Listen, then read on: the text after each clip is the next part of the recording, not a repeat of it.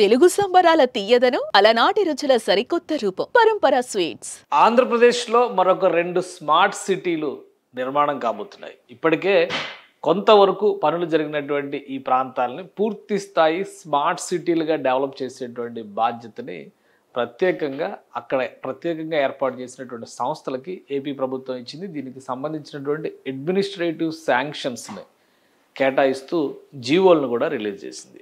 ఇప్పటికే industrial corridors పేరుతో ఆంధ్రప్రదేశ్లో శ్రీ సిటీ మోస్ట్ ప్రోగ్రెసివ్ ఏరియాగా కనిపిస్తోంది. ఇప్పుడు అదే తరహాలో క్రిస్ సిటీకి ఇటీవల జనవరిలో ప్రధానమంత్రి నరేంద్ర మోడీ పర్యటన సందర్భంలో శంకుస్థాపన చేశారు. వీటితో పాటు అటు బెంగళూరు హైదరాబాద్ కారిడార్లో ఉన్నటువంటి ఓర్వకల్లు, మరోవైపు నుంచి విశాఖపట్నం చెన్నై కారిడార్లో ఉన్నటువంటి కొప్పర్తి, ఈ రెండింటిని కూడా స్మార్ట్ సిటీస్గా డెవలప్ చేయడానికి కావాల్సినటువంటి వనరుల్ని సమకూర్చే బాధ్యతని అప్పగిస్తూ ఏపీ ఇండస్ట్రియల్ కారిడార్ డెవలప్మెంట్ కార్పొరేషన్కి ప్రత్యేక అధికారాలని కేటాయించింది ఆంధ్రప్రదేశ్ ప్రభుత్వం. దీనికి సంబంధించినటువంటి జీవోలను ఒకసారి మనం పరిశీలించే ప్రయత్నం చేద్దాం. జీవోల కంటే ముందర ఒకసారి ఈ విషయాన్ని చూస్తే కొప్పర్తి ఏరియాలో దాదాపు 2500 ఎకరాల వరకు భూముల్ని గతంలోనే ప్రభుత్వాలు సేకరించి 2015-16లోనే national industrial corridor development corporation ఏర్పాటు చేయడం ద్వారా కేంద్ర ప్రభుత్వం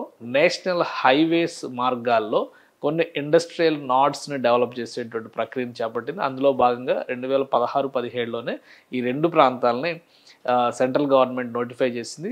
రాష్ట్ర ప్రభుత్వం, కేంద్ర ప్రభుత్వం 50-50 భాగస్వామ్యంతో వీటిని డెవలప్ చేయాల్సినటువంటి బాధ్యత ఉంటుంది.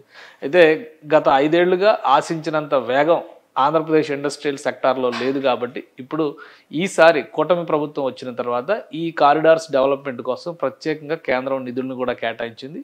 వాటికి అనుబంధంగా ఆంధ్రప్రదేశ్ ప్రభుత్వం ఇవ్వాల్సినటువంటి అడ్మినిస్ట్రేటివ్ శాంక్షన్స్ని నిధులను కూడా మంజూరు చేసింది.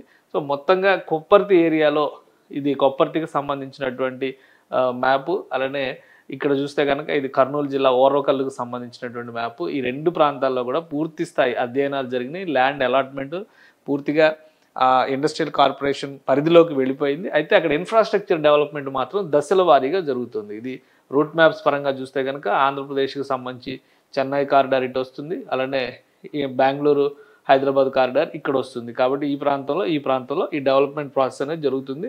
సో వీలైనంత వేగంగా ఈ పనులు ముందుకు తీసుకెళ్లేందుకు ఆంధ్రప్రదేశ్ ప్రభుత్వం అడ్మినిస్ట్రేటివ్ శాంక్షన్స్ని అప్పగించేసింది. ఇండస్ట్రీస్ డిపార్ట్మెంట్ రిలీజ్ చేసినటువంటి జీవో ఇది. కొప్పర్తి నాడ్ అంటే కొప్పర్తి ప్రాంతంలో ఏర్పాటవుతున్నటువంటి ఇండస్ట్రియల్ పార్క్కి సంబంధించి administrative sanction for the work of design, construction, testing, commissioning and operation and maintenance of infrastructure works at Kopparthi node under the Visakhapatnam Chennai industrial corridor, అంటే విసిఐసి అని చెప్పని అంటున్నారు. ఈ కారిడార్లో ఉన్నటువంటి దీనికి on EPC basis with an amount of 1264 crores 1264 కోట్ల 44 లక్షల రూపాయల విలువైనటువంటి పనులకి exemption of tender premium cap of 500, అంటే క్యాపిటల్ ఎక్స్పెండిచర్లో ఒక 5% టెండర్ ప్రీమియం ఇది ఇచ్చింది గవర్నమెంట్. కాబట్టి ఆ మేరకు దాని మీద బర్డెన్ కూడా తగ్గేటువంటి అవకాశం ఉంటుంది. సో ఇది జియో సారాంశం. ఈ జియో ప్రకారం చూస్తే, ఆర్డర్ ప్రకారం చూస్తే కనుక ఇది 2 కార్పొరేషన్స్ చేసేది. The project shall be owned and operated by SPV, special purpose vehicle, that is ఏపీఐసిడిసి, Andhra Pradesh industrial corridor development corporation between NIC DIT, అంటే ఇది గవర్నమెంట్ ఆఫ్ ఇండియాకి సంబంధించినటువంటిది. National industrial corridor development programme కింద చేస్తున్నటువంటి కార్యక్రమం ఇది. ఇక ఏపీఐఏసి ఇందులో 50-50 రేషియోలో ఏపీఐఏసి ల్యాండ్స్ కూడా ఇచ్చింది. కాబట్టి దీన్ని government of India and government of Andhra Pradesh 50-50 share కింద 872 కోట్ల రూపాయలు ఈ స్పెషల్ పర్పస్ వెహికల్కి షేర్ చేసుకుంటూ పనులు మొదలు పెడుతున్నారు. దీన్ని 2024 the schedule of rates in the state of Andhra Pradesh for the year 2024. The scope of all components of the project development works include roads, bridges, utilities, STP, CETP, landscaping, solid waste management, administrative building, ICT cost, O&M cost and other costs like contingencies, construction, supervision charges, administrative charges, quality control charges and construction safety cost. So మొత్తం అన్నిటికీ సంబంధించి అయ్యేటువంటి అంచనాలని 1264 కోట్ల రూపాయలుగా తేల్చారు. దీనికి సంబంధించినటువంటి administrative శాంక్షన్ని రాష్ట్ర ప్రభుత్వం ఇచ్చింది. అంటే ఈ ఇన్ఫ్రాస్ట్రక్చర్ అంతా కూడా వస్తుందన్నమాట. ఇక్కడ ఏవైతే చెప్పారో సాలిడ్ వేస్ట్ మేనేజ్మెంట్ దగ్గర నుంచి ప్రతిదీ, రోడ్లు, మొత్తం అడ్మినిస్ట్రేటివ్ భవనాలు, వాటర్ సప్లై, డ్రైనేజ్కి సంబంధించినటువంటి వ్యవస్థలు అన్నిటినీ కూడా, పవర్ సప్లై అన్నిటినీ కూడా ఈ అడ్మినిస్ట్రేటివ్ శాంక్షన్స్ ఇచ్చారు. కాబట్టి ఈ ప్రాసెస్లో Andhra Pradesh industrial corridor development corporation దీన్ని పర్యవేక్షిస్తుంది, నిర్వహిస్తుంది. ఇది ఇక్కడ కొప్పర్తికి సంబంధించినటువంటి ఎస్టిమేషన్ ఇది. ఇక అలానే ఓర్వకల్లుకు సంబంధించినటువంటి ఎస్టిమేషన్ కూడా రాష్ట్ర ప్రభుత్వం ఇచ్చేసింది. 1771 కోట్ల రూపాయల 19 లక్షల రూపాయలు ఖర్చు అవుతుంది దీనికి కూడా 5% క్యాపెక్స్లో ఇది ఇచ్చారు. అలానే మొత్తం Orvakallu node same Bengaluru Hyderabad industrial కారిడార్లో వస్తుంది ఇది. అక్కడేమో అది విశాఖపట్నం చెన్నై ఇండస్ట్రియల్ కారిడార్లో వస్తుంది. సో మొత్తం ఇచ్చినటువంటి ఎగ్జామ్షన్స్, వర్క్స్ అలాట్మెంట్స్ ఇవన్నీ కూడా దాదాపు సిమిలర్గా ఉన్నాయి. కాకపోతే ఏంటంటే దానికంటే అంచనాలు ఇందులో ఎక్కువగా ఉన్నాయి. కారణం ఏంటంటే దీనికి సంబంధించిన డెవలప్మెంట్ ప్రాసెస్ ఇంకా ఎక్కువగా ఉంది కాబట్టి ఇది 50-50 రేషియోలో సేమ్ ఇది కూడా 1014 crores ఈక్విటీతో స్టార్ట్ చేసుకున్న ఈక్వల్ షేర్స్తో స్టార్ట్ చేసినటువంటి ప్రాజెక్టు. ఇక్కడ కూడా టెండర్స్ ప్రాసెస్కి సంబంధించి స్కోప్ ఆఫ్ ఆల్ కాంపోనెంట్స్ ఇక్కడ కూడా సేమ్ అవే వస్తున్నాయి.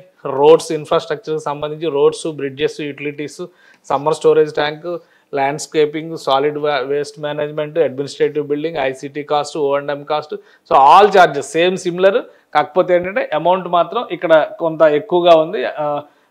ఇది ఓర్వకల్లుకు సంబంధించినటువంటి ఇండస్ట్రియల్ నాడుకు సంబంధించిన ఎస్టిమేషన్స్ 1771 కోట్ల రూపాయలు దీనికి అంచనా ఉంది. సో మొత్తం అంతా కలిపి 2 చోట్ల కూడా 2 స్మార్ట్ సిటీస్ కింద డిజైన్ చేసేటువంటిది. అంటే వర్క్ ఫ్రమ్ హోమ్ ఎలా అయితే మనం ఇప్పుడు వర్క్ ఫ్రమ్ హోమ్ ఎలా చూస్తున్నామో అలానే వాక్ టు వర్క్ అనేటువంటి కాన్సెప్ట్ అక్కడ పనిచేసేటువంటి వారికి ఈ ఇండస్ట్రియల్ పార్క్లోనే నివాస సదుపాయాలు కూడా కల్పించేటువంటి వసతులు ఉంటాయి, అవకాశాలు ఉంటాయి.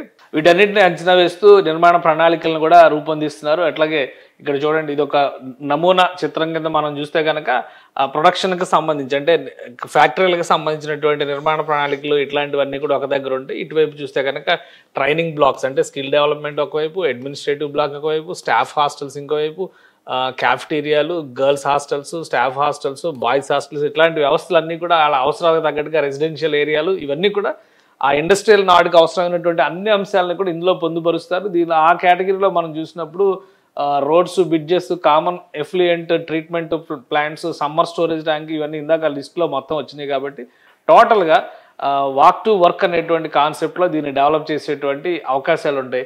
సో మొత్తంగా అన్నిటినీ దృష్టిలో పెట్టుకొని ఒక సమగ్రమైనటువంటి జీవోని రాష్ట్ర ప్రభుత్వం ఇచ్చింది. దీనికి సంబంధించినటువంటి అడ్మినిస్ట్రేటివ్ శాంక్షన్స్ అన్నింటినీ కూడా ఇందులో మెన్షన్ చేసింది. కాబట్టి ప్రతి రూపాయికి కూడా గవర్నమెంట్లో ఒక ప్రొసీజర్ ఫాలో అవుతారు. కాబట్టి ఇప్పుడు ఆంధ్రప్రదేశ్ ఇండస్ట్రియల్ కారిడార్ డెవలప్మెంట్ కార్పొరేషన్కి దీనికి సంబంధించినటువంటి ప్రత్యేక బాధ్యతలు ఇప్పటివరకు నిర్వహణ బాధ్యత అదే చూసింది. ఎందుకంటే 2016 నుంచే ఈ సంస్థలు పనిచేస్తున్నాయి. కొప్పర్తి ఇండస్ట్రియల్ నాడు ఒకవైపు నుంచి, ఓర్వకల్లు ఇండస్ట్రియల్ నాడు ఒకవైపు నుంచి. అయితే ఇప్పటి వరకు వచ్చినటువంటి పరిశ్రమల లెక్క ఒకటి, ఇక నుంచి రాబోయేటువంటి పరిశ్రమల లెక్క మరొకటి. ఎందుకంటే వీటికి సమీపంలో పెద్ద ఎత్తున ఇండస్ట్రియలైజేషన్ డెవలప్ చేయాలని చెప్పని ఆంధ్రప్రదేశ్ ప్రభుత్వం భావిస్తుంది. ఉదాహరణకి ఓర్వకల్లు దగ్గర చూస్తే ఈవీ పార్క్ పెట్టాలని చెప్పాను. అంటే ఓర్వకల్లు ఇండస్ట్రియల్ నాడు సమీపంలోనే EV park, electronic vehicles park దేశంలోనే మొదటిసారి డిజైన్ చేశారు.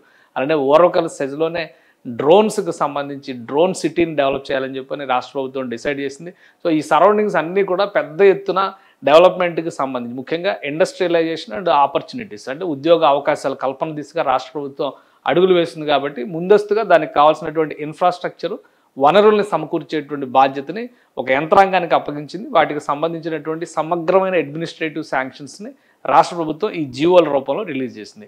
కాబట్టి ఇక వార్ఫుడ్ బేసిస్లో రాయలసీమ ప్రాంతంలో ఉపాధి కల్పనకు సంబంధించి, ఉద్యోగ అవకాశాల కల్పనకు సంబంధించి, పెట్టుబడుల ప్రోత్సాహకానికి సంబంధించినటువంటి వ్యవహారాల్లో ఈ 2 ఇండస్ట్రియల్ పార్కులు కూడా కీలకమైన పాత్ర పోషించేటువంటి అవకాశం ఉంది. మరోవైపు నుంచి చూస్తే రాయలసీమ పరిధిలోకే వచ్చే విధంగా మనం చెప్పాల్సి ఉంటుంది. ఎందుకంటే ఒకవైపు శ్రీ సిటీ, మరోవైపు క్రిస్ సిటీ, ఇవి 2 కూడా తిరుపతి జిల్లా పరిధిలోకి వస్తున్నటువంటి ఇండస్ట్రియల్ పార్కులు. వాటితో సమాంతరంగా చూసినప్పుడు ఈ 2 ఇండస్ట్రియల్ పార్కులు కూడా ఇప్పుడు ఓర్వకల్లు ఇండస్ట్రియల్ పార్క్ కావచ్చు, ఇటువైపు ఉన్నటువంటి కొప్పర్తి ఇండస్ట్రియల్ మొత్తం అన్నీ కూడా రాయలసీమ పరిధిలోకి వస్తున్నాయి.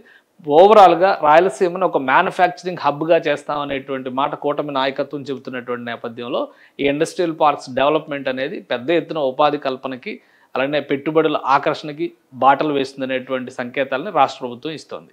సుమన్ టీవీలో మీ పర్సనల్ అండ్ బిజినెస్ ప్రమోషన్స్ కోసం కింది నెంబర్కి కాంటాక్ట్ చేయండి.